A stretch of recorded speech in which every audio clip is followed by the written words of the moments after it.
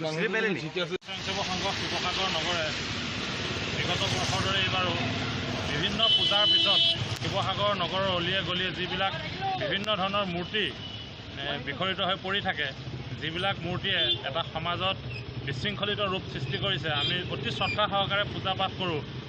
বিশ্বকৰ্মা পূজা কৰোঁ, কালী পূজা কৰোঁ, সৰস্বতী পূজা কৰোঁ, লক্ষী পূজা কৰোঁ।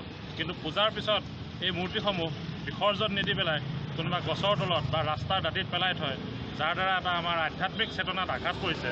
আমি ৰাষ্ট্ৰীয় স্বয়ংসেৱক সংঘ শিৱসাগৰ নগৰে সকলো স্বয়ংসেৱক মিলিত হৈ বিগত বৰ্ষৰ দৰে এই বছৰ আমি ৰাস্তাৰ দাঁতি কাষত পৰি থকা, গছৰ তলত পৰি থকা মূৰ্তিসমূহ আনি শ্ৰদ্ধা সহকাৰে এই দিখৌ নদীত বিসৰ্জন কৰিছোঁ।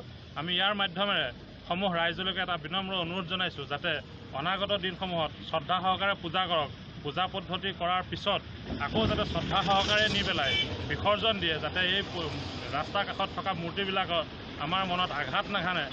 মূৰ্তিবিলাক থৈ দিয়া কিছুদিনৰ পিছত দেখা যায় তাৰ কাপোৰ খহি গৈছে, হাত ভৰি ছিগি গৈছে, হয়তো কুকুৰে পেচাব কৰিছে। এনেকুৱা এটা বিশৃংখলিত ৰূপ আমি সহ্য কৰিব নোৱাৰোঁ বা ভৱিষ্যতেও আমি কাম্য নকৰোঁ এনেকুৱা এটা হোৱাটো। গতিকে পুনৰবাৰ আমি সকলোকে বিনম্ৰ অনুৰোধ জনাইছোঁ, পূজা পাঠ শেষ কৰি পেলাই শ্ৰদ্ধা সহকাৰে যি পদ্ধতি আছে সেই পদ্ধতিৰে বিসৰ্জন কৰক আৰু এটা সুস্থ বাতাবৰণ, পৰিৱেশ সুৰক্ষাৰ কাৰণে সকলোৱে সজাগ হওক।